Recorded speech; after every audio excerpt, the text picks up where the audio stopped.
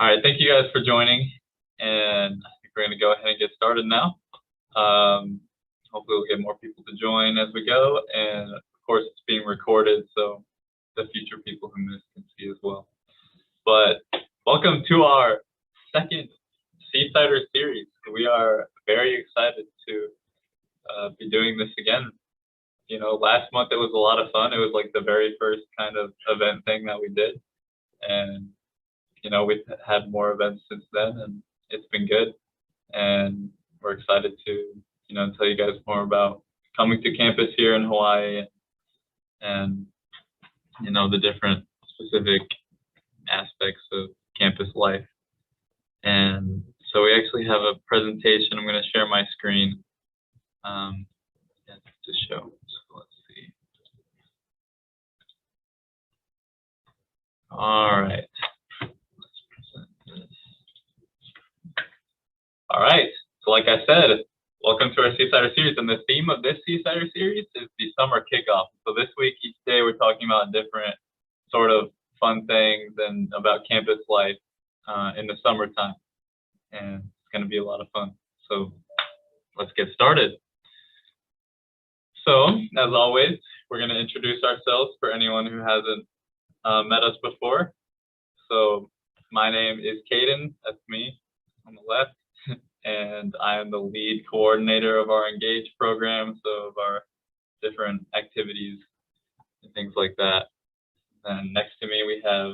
Hi, my name is Vinay Chudal. I'm from India, and I'm a senior in school, graduating in fall with Caden, and I'm working here, and you know, just excited to work with Caden. He's amazing. Yes, and Vinay is one of our student managers, student lead, so he's my boss, but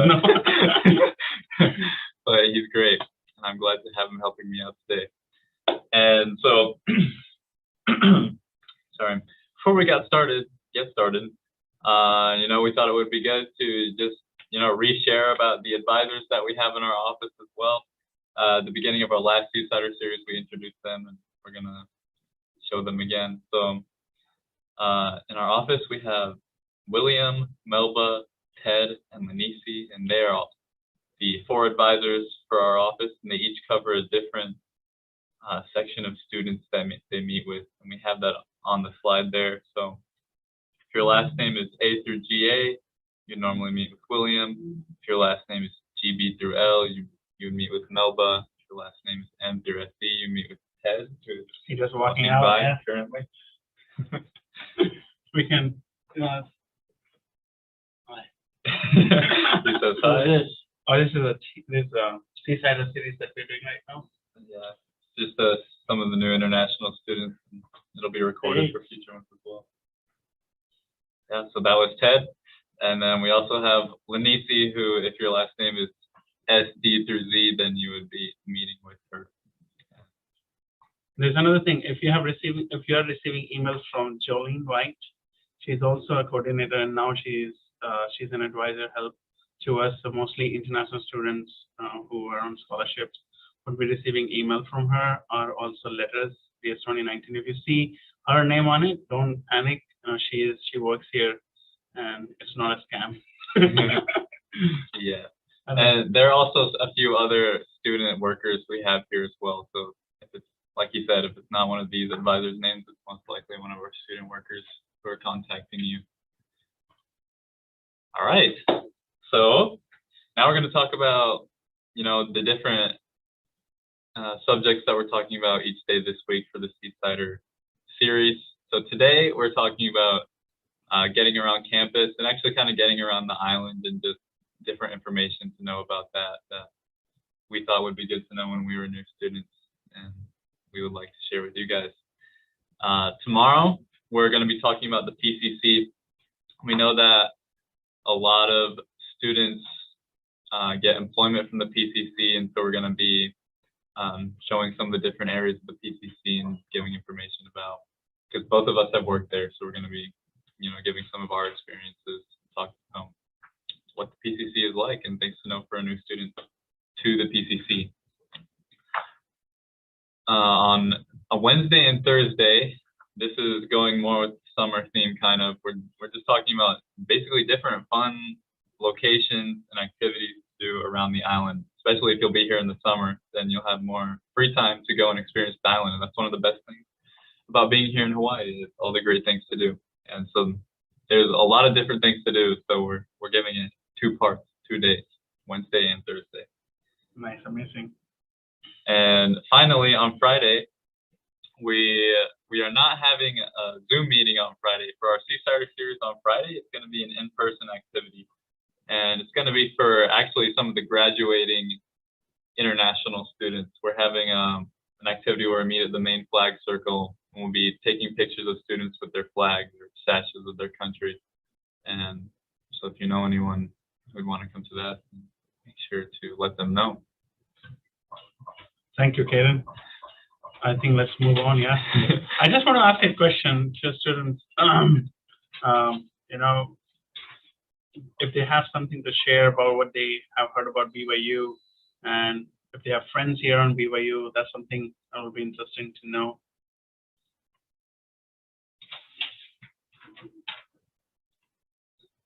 I don't think so. Anybody has that. Yeah. So you're all new like us. And when we first arrived, I didn't have any friends who were here. No, I had one friend. She was here. She came to 1 semester before me. She was so busy she couldn't tell most of the details. But yeah, so let us take you to the tour. Yeah, let's go. All right, so this is the summer kickoff. Let's begin.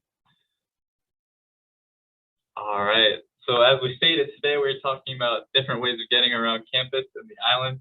There are many different ways. We have some of them listed out here, but there are even much more than we listed out. And you know, this is something that's good to know because there are a lot of, I don't know, just different ways that help speed up not only getting around campus, but getting to different places on the island. And each different type of, I guess, vehicle has, you know, just different things to know, different places to get them from. And so, yeah, we have them all listed out here. Well, not all of them, some of them. Of course, there's always walking for getting around campus. And then some of the common ones include, you know, riding on a skateboard or longboard, riding on a scooter, riding a bike. Then there's some of the more fancy types of like electric skateboards. And I don't know if anyone's seen the ones where it's like one wheel and it's a board around it. Some people ride around on those. Those are fun. And then, you know, for more long distance travel, of course, there's cars and mopeds that a lot of people ride. If you work on campus, like we have driven in some of the activities, we drive a golf cart sometimes, but that's not really for free time. Yeah. That's only for employees. Work, yeah. And then Vinay also wanted to mention something about a different kind of scooter. Yeah, so I think just to we wanted to share that there are you know, students who have difficulty in going around to places that they can use one of those things. You know, just there is accessibility that where the student can purchase their own scooter, which is like sitting position, and then they can move around. It's again an electric scooter which is used, and that's I saw that first time when I was at PCC. I had like most of the guests, when they are unable to walk to the camp, like the tour, they will rent it out. But then later on, there was one student that she was one of my friends. She had a difficulty in walking around campus, and then she got from the disability center, she got an approval that she could use that electric scooter to go around to the campus, and she got that one. So I thought we should share that information that yes, it's open to every student. And most of the thing does not require you to have an approval. Again, if you have a bike, you're required to have a permit that you need to purchase from security, and I think it's cost like a $3 something. And then that you have to buy. So it's a bike permit. So wherever you want to park your bike, it should have that logo on it, the sticker. So they know that it's just a student bike, and if not, then somebody can take it. You know, so You don't want that to happen. And then if somebody tickets and you don't have your sticker on it, it's so hard to trace or get to security. Second is the car. If you have a car, we're going to talk about that later. Just for the permit, yes, that is also required a parking permit. So if you own a car, and then yes, you would need a parking permit. And yeah, we'll have for some of these, we'll have more specific information going on in a little bit, but yeah, thank you, Vinay, for sharing that information. So now we're going to talk about some of the different places to get some of these things. This one is more for getting things like bikes and skateboards, but I guess you could find all of these different types of vehicles on there. So one place to get certain things that we've talked about before is the give and take. And so if you haven't heard us talk about this before, this is a great resource that we have on campus where you can go and basically you have to do some kind of service for 30 minutes. Sometimes it's even less than that. And after you've done the service, they have a bunch of free items that you can get that have been donated from other students. And so they have all kinds of things, including, I mean, this is rare, but they might have like a skateboard or a scooter, but there are a lot of other items like kitchenware, clothes, so many different things, but it's possible that you could find skateboard or scooter there. I remember my first bike that I got it from Give and Take. So what you have to do is you have to, if you want to get a bicycle, maybe you have to put your name in it. They will have first come first serve basis. So what you have to do is you have, like, once you come here you would know that. But just to let you know that you would go and put your name over there and tell them that okay, when there's a bike comes in, you will go there and do a service for 1 hour or 1.5 hours. And then they will give you another thing that they also do is they also repair bikes. So if you have issue with your bike or something like that, you want to take that over there, do a service. Meanwhile, they serve you. So yeah, that's a place where I got my bike first. Nice. And that's true. That happened. My wife did service, and she got that for me. So then I don't have to walk around the campus. So it was so nice of her. Nice. Yeah, and having these things like bikes and skateboards, they really can reduce the time that it takes to get to classes and stuff. Like, it can take like several minutes to walk to one side of campus from another, but with a bike or a skateboard or scooter, it can get turned down to like 1 minute. Yeah, that's true. It really helps sometimes when you're in a hurry, especially. And if you're going to different places within La EA as well, like the Foodland, and different places outside of campus that are still within the same town, they're really helpful to get there faster. Another place to get these different kinds of vehicles, of course, is the internet. You can order skateboards. These are obviously not going to be free, but one specific place to get them is from Facebook Marketplace. There's a number of different groups that have different opportunities to buy and sell pretty much anything. And there's one page that's devoted specifically to BYUH students and people in La EA. BYUH buy and sell anything page. And people will sell all types of things on there, including skateboards and bikes and even cars. And so I wanted to show, let's go back. I wanted to show the page just so you guys could see what it looks like. So this is the buy and sell anything page. So if you have Facebook, you can just search for it, and I think you might have to request to join it, but they pretty much approve anyone who requests, especially if you're going to be a student here. And then, yeah, you can see people just have different things posted that they're selling, and it's just all sorts of different things. And you can search for a specific item if you want. So you could see if someone's selling a bike, and look at that, there's plenty of bikes that have come up being sold. And even cars, there's always lots of cars. And there you go. This is one great resource, I think, that you can find lots of different things that you want to buy.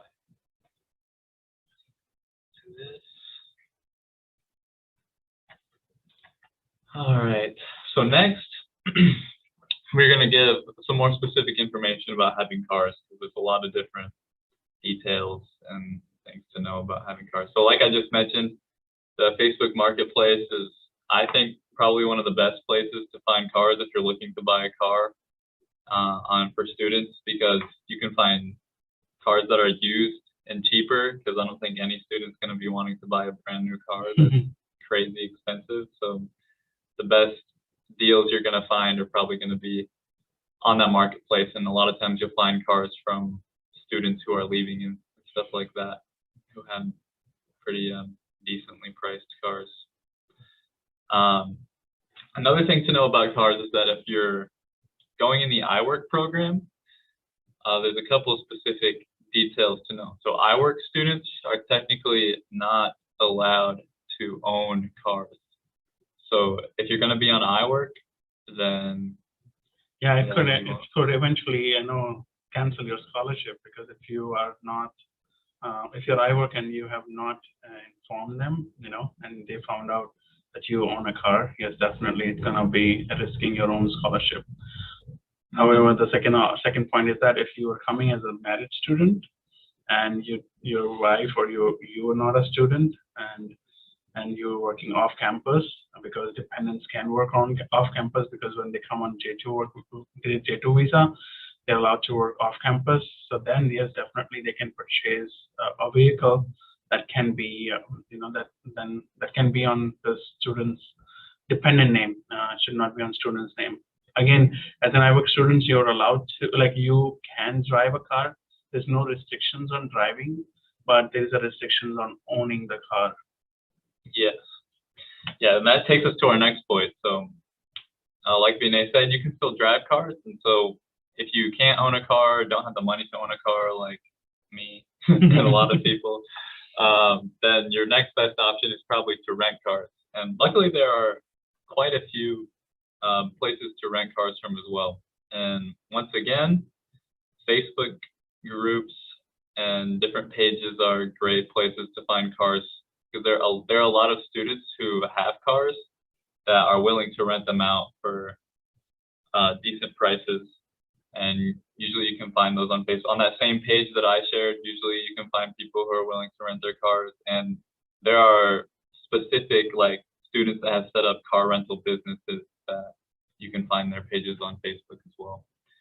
And then also, if you just know, as you meet more and more people, you'll get to know people who you find out rent their car out. Or even if you become friends with someone who has a car, then that's even better, because you can just ride along with them for free. Absolutely. but yeah, so renting cars is a good opportunity as well, and there's a lot of different places for that. And renting out from the students is really good, because they're a lot cheaper than any sort of official rental business or service. And then there's a few things to keep in mind when getting a car as well. One thing is that cars are not cheap, so if you're gonna buy a car, make sure you have the money for it. Even buying the used cars on the Facebook Marketplace, they're still usually at least $1,000 or more, like $1,000 to $5,000. And then also, the initial purchase isn't the only cost that's gonna come with having a car.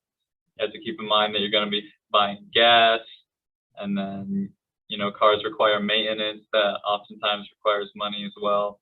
And then you want to make sure to get insurance when you buy a car as well, and that is another recurring cost. And then you want to make sure to have insurance, because if you get into an accident or anything, then the cost will be way more than if you had just had insurance.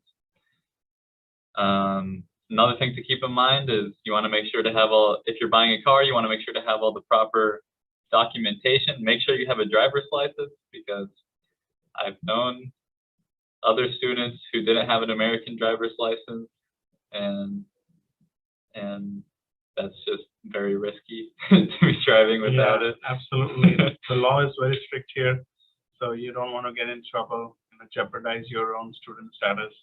So it is really, really important to have all the documentation, especially having a driver license to drive around the campus, or not on the campus, but outside of the campus that you want to go around. Mm-hmm. And yeah, when you buy a car, make sure that they give you the title to the car and get that registered with the right offices within the state of Hawaii. And then finally, I think Vinay mentioned before that if you do have a car, you're supposed to register it to the school as well and to security to get a parking pass. Yeah, because if you park in the parking lot as well, because parking is only limited to students and staff, not outsiders. There are places where you can park. It's only limited parking as a customer.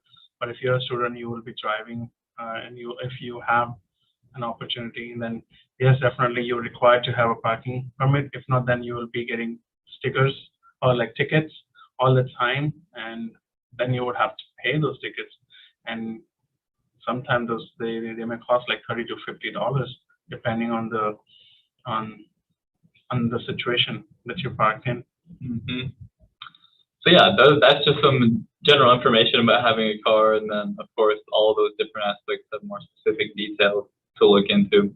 But if you can't, if there's ever a time when you want to go out and you don't have a car, you can't find one to rent. Yeah, even if you don't have a friend who's not letting you, like whom you cannot go, use the best option that I used for almost 3 years. Yeah, which is the bus. So the bus, Hawaii has a state bus system that goes all throughout the island, and the bus, I think it's like a rite of passage for freshmen to ride on. When I was a freshman, that's like what I took everywhere as well. You would not believe, every Saturday, me, my wife, and my child, we had a 3 years old. We would take the bus and we would just explore the island. We didn't have money to buy a car. We were just in the bus, all the places. We wanted to explore, The bus, the bus is the classic experience that I think all students should experience at least once. Yeah, it may take a little longer to arrive to places, and then you need to know the routes, because one bus doesn't take you to your destination. You might have to change, and depending on that, you want to travel. And there is a wait time, So I think with that cost of $5 or $2, I think $5. I think it's worth waiting it, because if not, then you might be paying $60-70 just for 1 day rental for the car. Mm-hmm. Yeah, so the bus is probably the cheapest option, but like Vinay mentioned, it's also the slowest and kind of the least convenient sometimes, because it comes at certain scheduled times and has certain stops that it stops at. And so in the picture on the bottom, that's what an average bus stop looks like. It usually has a bench. There's always that sign in front of it with the bus. So you would just wait there. And if the bus sees you, it'll stop there and pick you up. And then also, as Vinay mentioned, a one-way ticket on the bus costs $2.50, but I think pretty much the vast majority of the time you're riding the bus, you're going to want to get a all-day pass, because one way you can only go one way, but you're probably going to want to leave campus and come back. So the all-day pass is usually what I end up getting, and it's $5. So basically just 2 one-ways. Yeah, and also the ticket that you buy, it's only valid for one bus. So if you change a bus, then you have to buy another ticket. And then imagine that if you're doing 4 times that, like if you want to reach to a destination and you have to change 2 buses, and then in the same way when you're returning, you're changing 2, then you're paying $10 just to come back, back and forth. But if you have a pass, it's just a $5. Yeah, so the all-day pass is really the way to go the vast majority of the time. And one thing to keep in mind with this is the bus, it only takes physical money. It doesn't take card, and it only takes cash. And you don't have to, but you want to try to use the exact change, because the bus doesn't give you change back. So if you're buying an all-day pass and you only have a $10 bill, then they'll take your money and they won't give you $5 back. That's their tip. Yeah. So you want to make sure to have the exact right amount of money. Or, if you're going out with friends, then it works out better, because like if it's you and one other friend, then you can just give them $10 and it's 2 all-day passes. And you don't give the money to the driver; they won't even touch it. So there is a machine that takes the money in. So yeah, because most of the time we have tendency, like especially in my country, we'll go to a person and we'll buy a ticket, in the bus. But when I came here, I was like shocked. Like I have no idea like how the money, like how do I buy a ticket? Then he pointed out, and that's how we came to know. We have a question, yeah? Oh, yes, we have a question. They're asking, do we say the all-day pass only works for one bus, or was that the one-way ticket? So that is the one-way. The one-way only works for one bus. The all-day works for any bus that you go on all day. You can get on as many bus rides as you want on different buses. The all-day pass will work on the same day. And remember that if it's after 12 o'clock, you have to buy another one, So that I came to know when I was out with my family. We were at 11 o'clock in the town. I don't know, we were just having fun. And then we took that last bus. That was the last bus that was available. And because we were coming from the town, so if you get the bus somewhere in the middle, the time changes and then you have to buy another ticket. That's what they told me. So I'm not sure, but yeah, that's what they notified me. That's like, okay, it's only work from 12 to 12. It's not a one day, like 24 hours, the time you purchase. It's that day, So if you buy on Friday, it works till Friday. The moment it changes to Saturday, you're gonna pay for it. Mm-hmm. And then, so one thing that's good to know is that on the North Shore, where campus is, there's mainly one bus that goes through the North Shore, which is the bus 60. So just know that that's the one to look out for. And then someone just asked if are iWork students allowed to rent cars? Yes. So yeah, iWork students aren't allowed to own cars, but iWork students are allowed to drive cars or rent them. Anything else that isn't owning a car. Yeah, make sure before you rent out, you have your driver license that is allowed to drive, and that state of Hawaii approves it. And because most of the time some of the international license I've seen, they are able to drive at least for 1 year if you get a permit, which is called international permit to drive in different countries. But Hawaii does wants you to have a Hawaiian license to drive. Mm-hmm. But yeah, iWork not allowed to own, but they are allowed to rent. All right, and then finally with the buses, the bus system can be a little bit confusing to find the different times that the buses are coming at and different transfers to different buses that you might have to make. So we wanted to point out that using Google Maps, like having the Google Maps app on your phone, I think that's the best way for using the bus, because if you search for wherever you're going, the app will give you directions and it'll tell you exactly what time the bus is coming at and what places to transfer to different buses. And so we took a screenshot, for example, of Google Maps. So you see we looked up how to get to Kaneohe, which is like 40 minutes away from campus. And then we clicked on transit, and that'll show all the bus schedules. Then you can click on the schedule explorer that's on the side. Yeah. And it'll show you all the different times that the buses are coming and what time it'll arrive. And also this place, if you're going to a location where the bus number 60 doesn't take you, it will show you what will be the next bus and where you had to find that, so that information would be listed there as well. But this is a one-way route, which is easy and convenient. So yeah. But yeah, farther routes might have transfers and different things, but the app will tell you where to get off. All right. And I think one more thing, some students can also, if you want to buy the whole day, a 1 month pass as well is available, So it's not that you just have to buy 1 day pass, but there's a monthly pass is also available. Yeah, if you're going to be using the bus really a lot, you think, then you can get a longer term pass. All right. So that brings us to the end of what we had prepared, but we're now open to any other questions that anyone might have. So now is the time if anyone has any more questions.